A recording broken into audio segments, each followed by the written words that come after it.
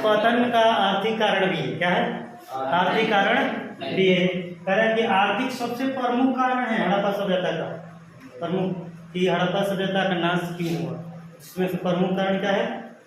आर्थिक कारण। आर्थिक कारण जैसे सर कृषि उत्पादन में कमी आना, उद्योग धंधा या व्यापार का क्या होना, गिरावट होना, विदेशी और आंतरिक व्यापार में राजनीतिक जो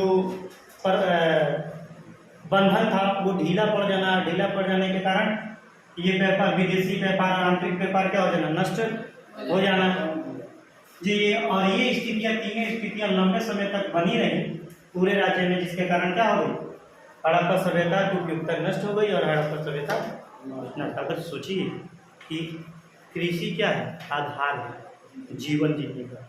कृषि कीजिएगा तब फसल का उत्पादन होगा, फसल का उत्पादन होगा तो आप खाइएगा या फिर उसका बेचिएगा, अर्थात व्यापार कीजिएगा, उससे और कुछ खरीदिएगा।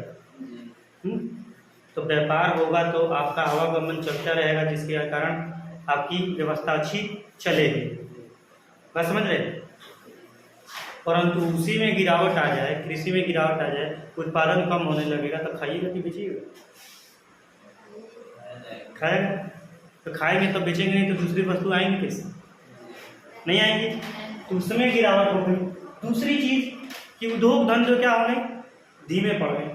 तब उद्योग धंधे जो चल रहे, नई नई चीज़ें जो बनाई जाती थी, वस्तुएं बनाई जाती थी, उन वस्तुओं को बनाना कम हो गया, उद्योग धंधे कम, उद्योग व्यापार कम हो गए।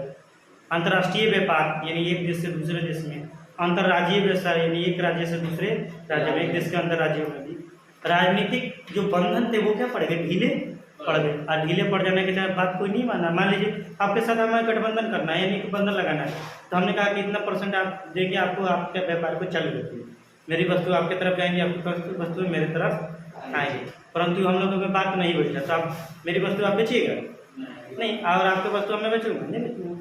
तो व्यापार में बंद, राजनीतिक बंधन जो क्या हुआ, ढीला पड़ गया, जिसके कारण अंतर्राष्ट्रीय व्यापार और आंतरिक व्यापार दोनों ही क्या हो गए, समाप्त हो गए। और ये स्थिति लंबे समय तक क्या हो चलती रही, जिसके कारण हड़प्पा सभ्यता